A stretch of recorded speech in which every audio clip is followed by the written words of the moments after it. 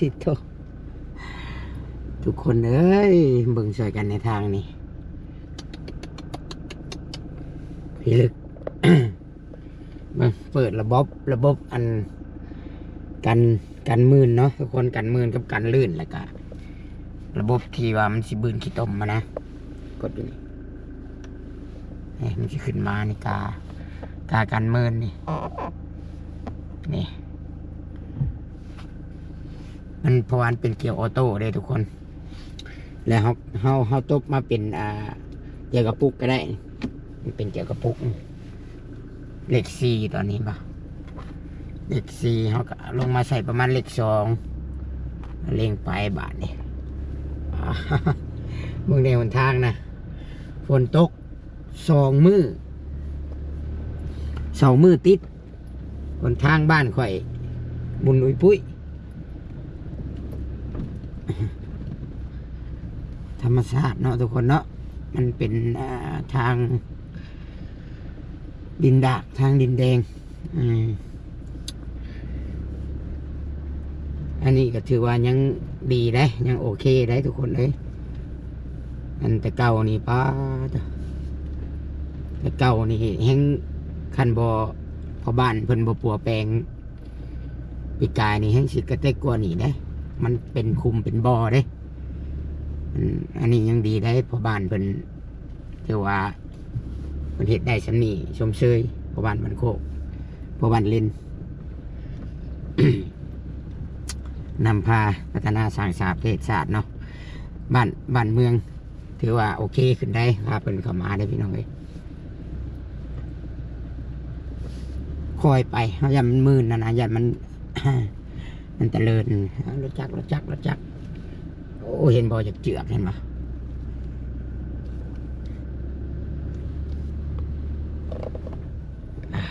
ทางนี่เปื้อนหลายมอยเบิ่งดอกเบิ่งตัวซิดดีกว่าเนาะโอเคทุกคน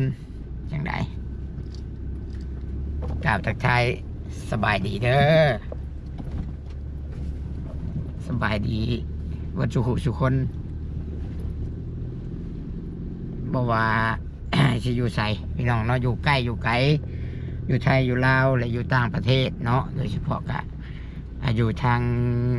หลายๆเนี่ยกับทางอเมริกาทางสวีเดนเนาะฝรั่งเศสสวิตเซอร์แลนด์หลายพี่น้องหลาย FC ตัวชิดหลายเด้เนาะแล้วก็มีแต่คนสลาดมีแต่คนIQสูงFC ตัวชิด เรื่องแบบว่าเรื่องอย่างก็ตามมาแล้วเว้านี่แบบ FC ตัวชิดสิไม่ต้องอธิบายอย่างไรนะเข้าใจชัดเจนเนาะ โอเคพี่น้องเข้าเรื่องเขาเล่ากันเลยเนาะก็คือว่าณตอนนี้นี่ตัวชิดกำลัง เดินทางเด้อทุกคนเด้อเดินทางไปพบเจ้าหน้าที่ตำรวจเนาะเขตกุมบ้านเขตนั่นมันจะขึ้นอยู่กับมันจะมีหลายบ้านเลยพี่น้องมีบ้านนาซายบ้านสมพัฒน์วิไลบ้านดงมักแงวเขตนะเนาะแต่ก็จะเป็นบ้านสมพัฒน์วิไลพี่น้องเขตตัวนั้นเพิ่นนัดมื้อนี้เพิ่นนัดเนาะนัดเข้าไปเจรจาเนาะถือว่าทางนั้นขอยินยอมว่าฉันซะเพื่ออยากให้มันจบลงด้วยดีเนาะทางเจ้าหน้าที่ตำรวจเพิ่นกะพอมีหยังสำใดกะพออารมณ์อร่วยให้กันได้กะอารมณ์อร่วยให้กันเนาะส่วนทางตุสิตเนาะตุสิตนี่กะเป็นตัวแทนเนาะหรือว่าเป็นตัวแทนให้พิมพ์ผู้ใหญ่ใจดีเนาะเป็นไปไกลเกลี่ยให้ไปเจรจาให้เพิ่นเนาะก็เปรียบเสมือนคันสิว่าทนายกับโบแมนดอกพี่น้อง เขากับโบเก่งปานนั่นเนาะก็เป็นตัวแทนไปเจรจาเนาะเพราะว่าที่แรกมันเจรจากันเลยมันบ่ลงโตตัวสิทธิ์ก็เลยไปซอยเนาะ ถือว่าเจ้าหน้าที่ตำรวจเพิ่นก็ได้โทรนัดมื้อนี้ก็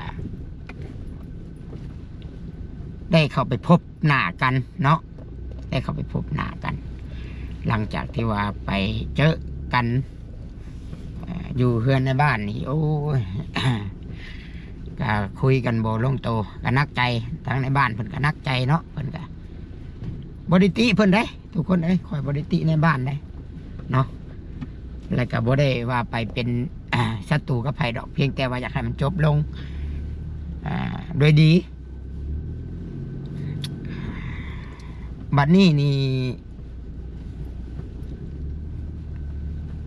เจ้าหน้าที่เพิ่นก็ได้ให้เขาไปพบแล้วก็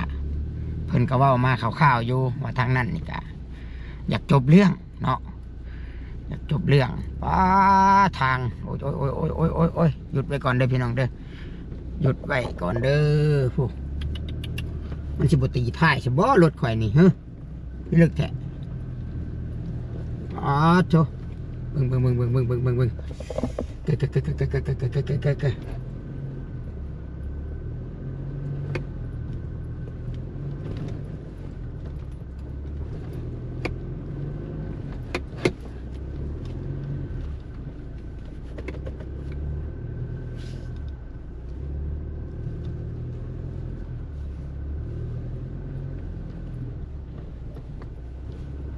โอ้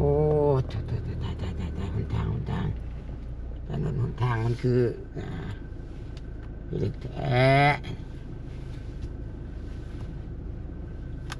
มันสิรีดกันได้อยู่บ่ล่ะเป็นไงนี่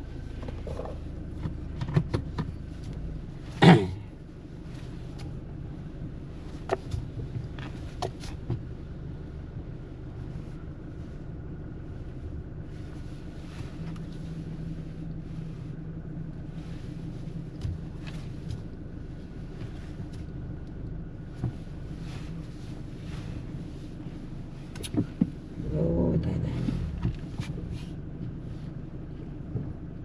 เอาไปบัดนี้โอ้ยหมื่นสิลงห้องได้ทางนี้คันไปต่อนี่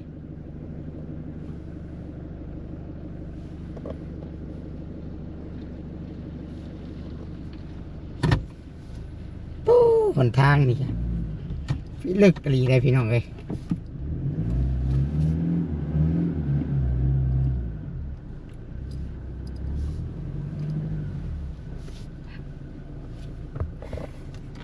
เกือบบอรอด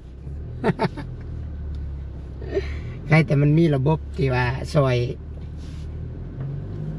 แห้งดันไปเนาะ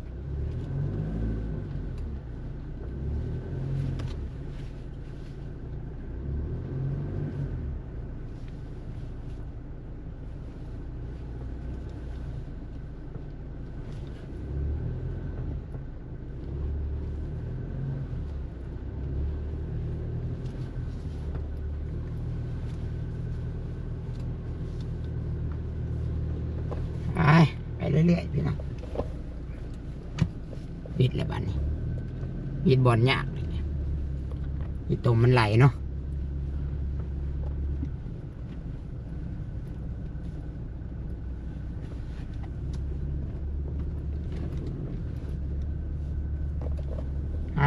ต่อกันอีก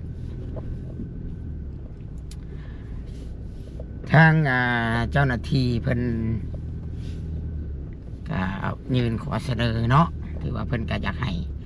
รุ่มอรวยให้กันเบิดทั้งสองฝ่ายเนาะเบิดทั้งสองฝ่ายพี่น้องที่หลักๆเนาะหลักๆว่าเรื่องความผิดพลาดเนาะความผิดพลาดที่เหตุผิดพลาดเนาะและก็เหตุให้เรื่องมันเกิดเลยมาฮอดพี่กะย้อนฟังนั้นเนาะย้อนน้องโอย้อนฟังน้องโอแต่ว่าไปมือนี้ก็เนาะกับไปอยากให้มันจบได้พี่น้องเลยคือตุชิตก็ได้ลมกับเอ่ยพิมพ์เนาะทางเอ่ยพิมพ์นี่แล้วก็ถือว่าเป็นคนที่จิตใจดี ใจบุญเลยพี่น้องเนาะชื่อว่าเล่านี่กะอารุ่มอรวยหรือว่าเล่านี่กะให้อภัยเนาะเราให้อภัยเราอโหสิกรรมว่าสีสาเนาะเราอโหสิกรรมให้ก็อยากให้จบเลิกลาต่อกันเนาะและก็แต่ว่าจุดประสงค์เราก็อยากให้ใส่ชื่อน้องนั่นแหละแต่ถ้าหากว่าเนาะถ้าหากว่าจังใดทางนั้นก็บ่ยอมใส่เนาะบ่ยอมใส่แล้วก็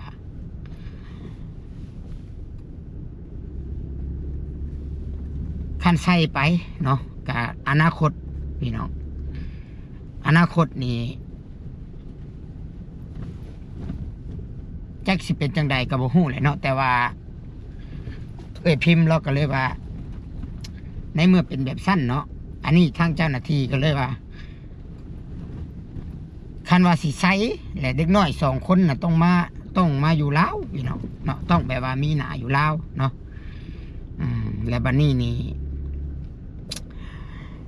ก็เลยว่าเจ้าหน้าที่ว่าทั้งนั้นสิส่งเงินให้คืนเนาะทางน้องโอนี่สิส่งเงินให้คืนเนาะก็เลยว่าต่างฝ่ายต่างถอยทีละก้าวมันสิดีที่สุดเนาะคือพิมพ์กะเราก็เอาโหสิกรรมเนาะส่วนว่าต้นเหตุป่ะนี่ผู้ใดเป็นคนที่เหตุให้เรื่องราวมันเกิดขึ้นแบบนี้เนาะก็คิดว่าควรรับผิดชอบและก็รับผิดในสิ่งที่ตัวเองเฮ็ดเนาะเหตุจังใดมันจังสิจบลงด้วยดีถ้าว่าพ่อขอโทษก็ขอโทษเนาะขอโทษขอโพยผู้รักผู้ใหญ่ก็ขอโทษเพิ่นสิ่งที่เพิ่นอยากได้ยินเนาะแล้วก็จบกันไปพี่น้องเนาะบ่สันซะเนาะเพราะว่าสำหรับเมืองเด้อสิ่งที่ผิดพลาดก็คือแบบว่าถ้ากรณีคือตุสิทธิ์ว่าไหนเนาะYouTube เฮาพาไปเฮาหักเงินเฮาหักปากเฮาสิเฮ็ดแต่ว่ามันก็มีสิ่งที่เฮ็ดบ่ได้ยกตัวอย่างว่าเด็กน้อยบ่มีชื่อเด็กน้อยบ่มีสมโนครัวตัวเลขใส่ชื่อบ่ได้ตัวนั้นเฮาเข้าใจเฮาต้อง ถามเจ้าของเงินก่อนบาดนี้เนาะแม่นอยู่ว่าพิมพ์นี่บ่แม่นเงินเราผู้เดียวแต่ว่าเงินเราน่ะมันเป็นหลักเนาะเป็นตัวตั้งตัวติงเงินเราน่ะก็ถือว่าหลายเนาะก็ควรให้เกียรติเพิ่นแล้วก็ถามว่าเป็นจังไดมันเป็นจังซี่เหตุการณ์แต่ตอนนี้ใส่บ่ได้เด้อเนาะใส่บ่ได้มันเป็นย้อนแบบนี้แต่ว่าคือว่าในจุดประสงค์เนาะมื้อแรกที่ไปซื้อเนาะที่มื้อที่ค่อยไปก็ถามฮอดในบ้านว่า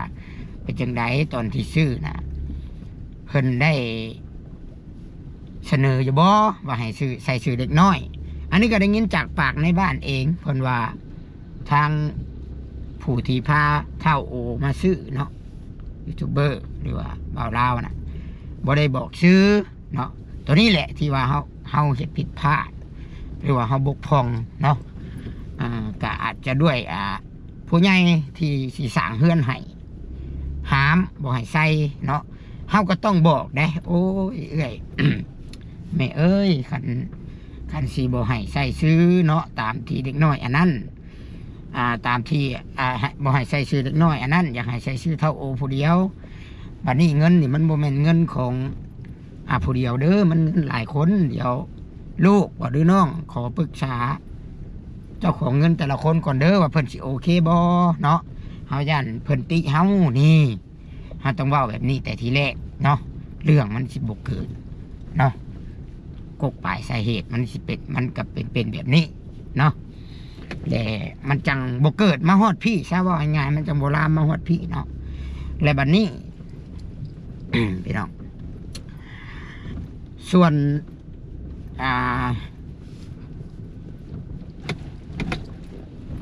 สำหรับน้องโอเนาะก็คิดว่า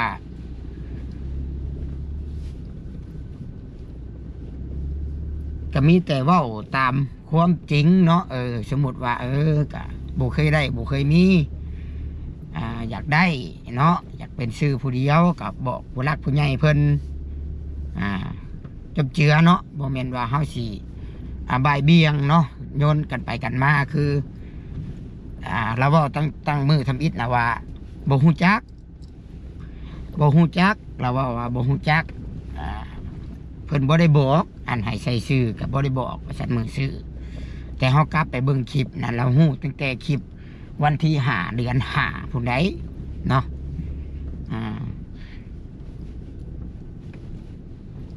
มีแต่ว่าให้มันจบกะต่างคนกับต่างถอยเนาะอารมณ์อรวยส่วนพิมพ์นี่เราอโหสิกรรมให้พี่น้องเราอโหสิกรรมเรายกโทษให้แต่มีแต่ว่าฝากเนาะมีแต่โบอยากให้เฮ็ดคลิปนี่เกี่ยวกับพิมพ์มานะแบบว่าคำว่าที่ว่า แค่เงิน20,000ให้แล้วทำบุญแล้วคือบ่ให้เลยคือยังอยากได้คืนอีกอยู่เนาะมันสิน้อยสิหลายก็ตามพี่น้องเนาะการทำบุญนะแม่นว่าเพิ่นอยากให้เพิ่นน่ะบ่อยากได้คืนดอกพิมพ์นะคะแนนเฮ็ดตามจุดประสงค์ของเพิ่นและถ้ามันเปลี่ยนไปบ่ได้ตามจุดประสงค์ก็ขอแค่เสนอเนาะเสนอบอกเพิ่นเนาะเสนอบอกเพิ่นตามความเป็นจริงแค่นั้นเพิ่นได้รับรู้ความจริงข่อยก็คิดว่าเพิ่นก็โอเคนะตั้งแต่แรกนะพี่น้องเนาะบัดนี้ก็คอยเป็นบทเรียนนั่นแหละเนาะครับหมู่เพื่อน YouTube เนาะไอ้น้อง YouTube ทุกคนที่เป็นสายบุญเนาะก็ขอให้ทุกคนรอบคอบเนาะมันจังบ่มีผลเสียกับหน้าที่เวียกงานเนาะผู้รักผู้ใหญ่อยู่ต่างประเทศเป็นจังเชื่อมั่นก็บ่อยากให้เกิดเหตุการณ์แบบนี้ขึ้นอีกเนาะเพราะว่ามันจะส่งผลเสียในวงกว้างเนาะมันจะเสื่อมเสียได้มันจะเสื่อมเสียวงการ YouTube สายบุญเนาะผู้รักผู้ใหญ่เพิ่นก็สิบ่มีการเชื่อมั่นนะแต่ว่าอันนี้ก็อยากฝากถึงผู้รักผู้ใหญ่เนาะก็อยากให้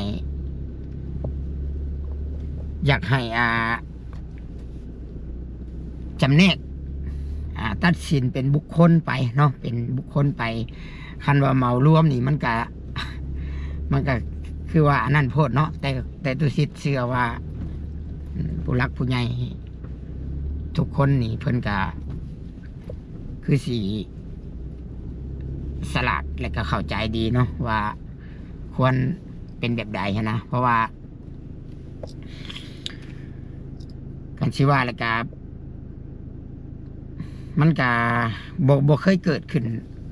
เลือดออกแบบนี้นะบ่เคยดอกเนาะส่วนใหญ่แล้วคือ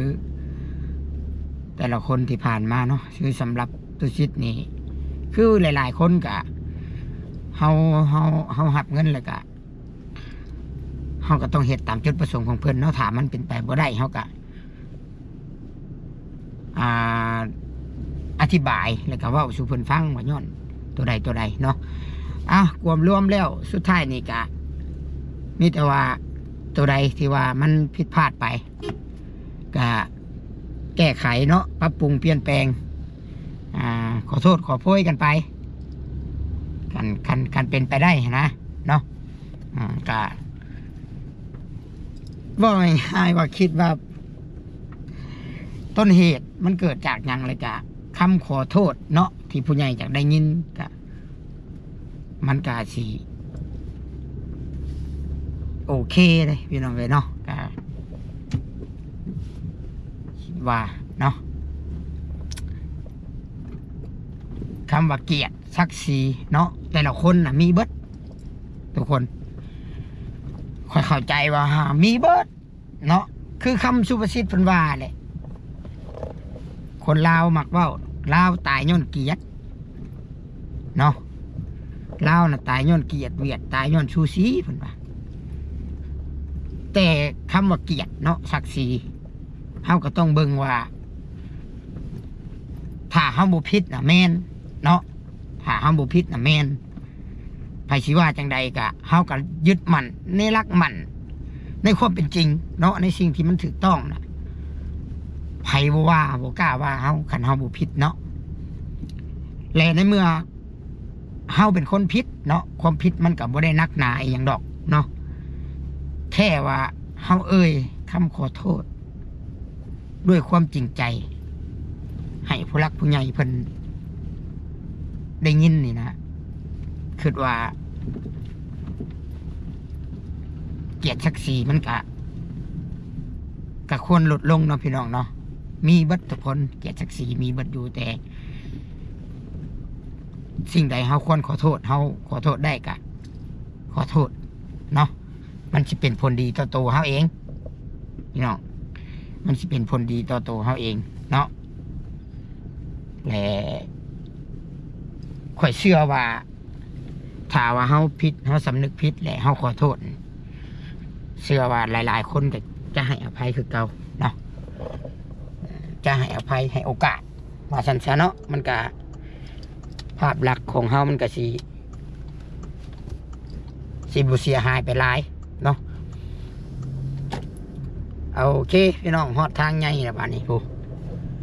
บ่ได้มีท่าทีว่าฝนสิเศร้าได้ยังครึ้มอยู่เนาะจังใดเดี๋ยวตุชิดขอขับรถก่อนเด้อบัดนี้พี่น้องเด้อแล้วจังว่ากันบัดนี้สำหรับคลิปนี้ก็ได้พี่น้องจังใดก็ฝากทุกคนติดตามเนาะฝากทุกคนติดตามเบิ่งเด้อว่าสิเป็นจังใดเนาะก็ขอบใจ FC ขอบใจทุกคนทุกท่านที่ติดตามเนาะเป็นกำลังใจให้ตุชิดเนาะหวังว่ามื้อนี้สิจบลงด้วยดีเนาะหวังว่าจะบ่มีปัญหาอีหยังตามมาเนาะขออวยพรให้พ่อแม่ทุกคนทุกท่านที่คอยติดตามรับชมและเบิ่งคลิปของตุชิตแต่ต้นจนจบมีสุขภาพแข็งแรงเด้อเนาะปราศจากโรคภัยไข้เจ็บบุญรักษาเทวดาคุ้มครองเด้อเนาะสบายดีพี่น้อง